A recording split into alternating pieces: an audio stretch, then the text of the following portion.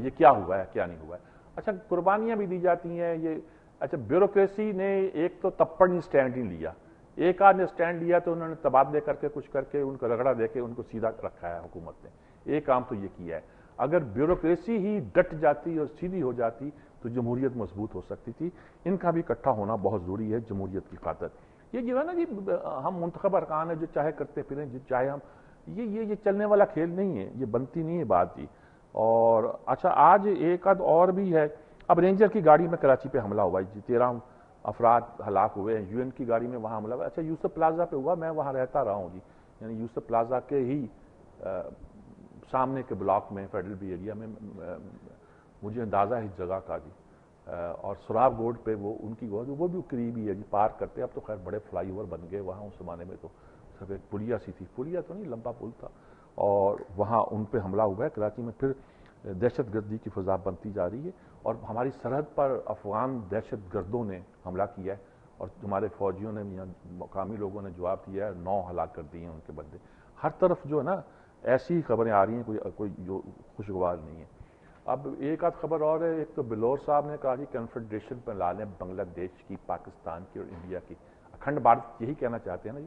Confederation کچھ بات کرتے ہیں بنگلہ دیش اور پاکستان کی, کہتے ہیں ہندوستان کے ساتھ مل کے ہم ایک کنفیڈریشن بنا لیں, یعنی پھر ایک بھارت کا خواب جو ہے کہ پورا ابھی ان کا گیا نہیں. سردی گاندھی کے فالوورز کے ذہن میں سے ابھی وہ بات گئی نہیں. اب کہتے اور لفظوں میں کنفیڈریشن بنا لے جی.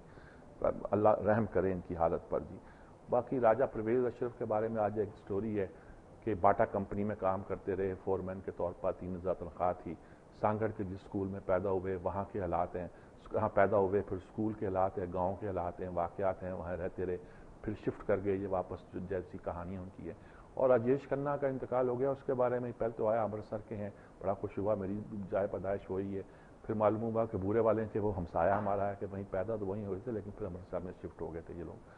تو کہانیاں ان کی اب اس حوالے سے بھی بہت سی آ رہی ہیں, راجیش کھنہ کی بھی آئی ہیں, پرویز اشرف کی بھی آئی ہیں. بہرحال یہی آج کی خبریں ہیں جس کا خلاصہ میں نے عرض کر دیا ہے. Supreme court, Nawaz Sharif, prime minister, بیانات, کارروائیاں, اور اس کے علاوہ کچھ ہمارے پاس اب رکھا نہیں ہے جی. لیتے ہیں ایک وقفہ, وقفے کے بعد حاضر ہوتے ہیں.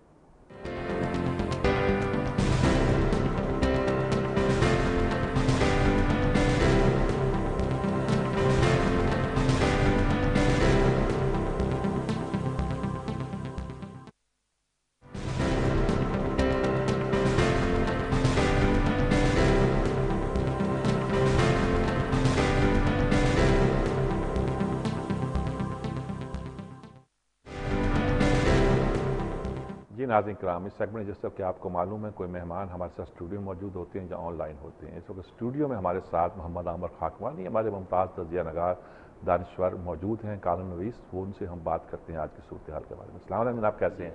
ٹھیک ہے جی. کیا حالات ہیں آج الیکشن کا, کیا لگ رہا ہے آپ کو وہاں جو بائی الیکشن ہو رہا ہے؟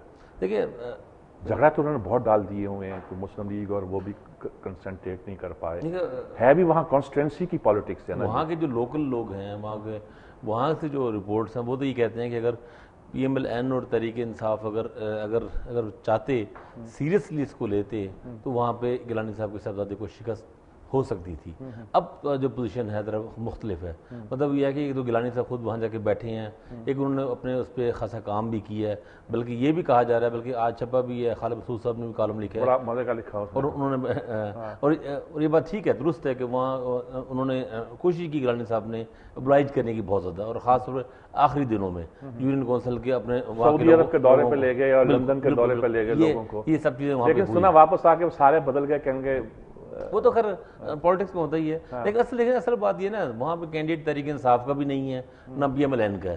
ایک آزاد کینڈیڈیٹ کھڑا ہے, تحریک انصاف اس کو پوری طرح آن نہیں کر رہی, پی ایم ایل این نے اس کو اس طرح شامل نہیں کیا, اور ایک تاثر یہ ملا وہاں پہ لوگوں کے شاید کوئی انڈر ہینڈ ڈیل ہے, الیکشن جیتنے کے بعد ہی پی ایم ایل این میں شامل ہو جائے گا. تو وہ دونوں طرف شک کی کیفیت ہے. ویسے پی ایم ایل این نے کافی چیزوں میں لوز کیا ہے کہ انہوں نے پی ایس پارٹی کو بہت سی جگہوں پہ اس طرح نہیں کھل کے شاید انہوں نے مقابلہ کیا. پہلے شروع میں ان کو یہ تھا, مساق جمہوریت کی شرط کی وجہ سے شاید پابندی تھی, ان کو یہ لگتا تھا.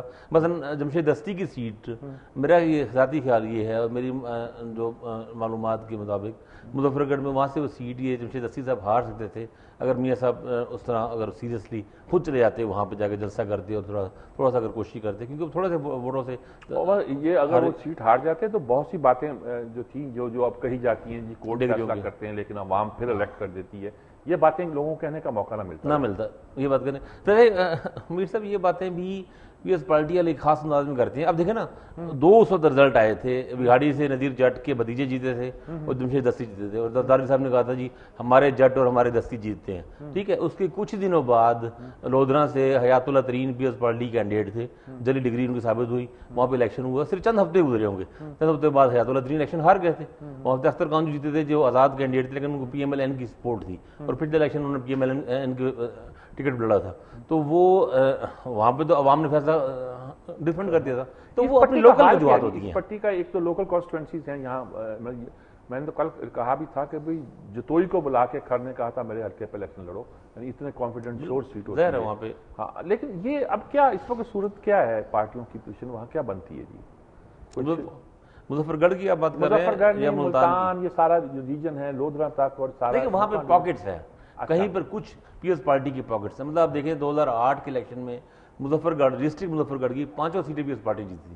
پورا اس نیشنل اسمبلی کی سیٹوں پہ کلین سویپ کیا تھا. اس میں جمشید دستی بھی جیتے تھے، علی پور سے بقیوم جتوئی بھی جیتے، اور ہنا ربانی کھر بھی، اور سیٹیں بھی تمام سیٹیں جیتی انہوں نے 100%. لیکن اب پوزیشن وہاں پہ ڈفرینٹ ہو چکی ہے. اچھا ملتان سے بھی پی ایس پارٹی کی بھی کچھ پاکٹس ہیں.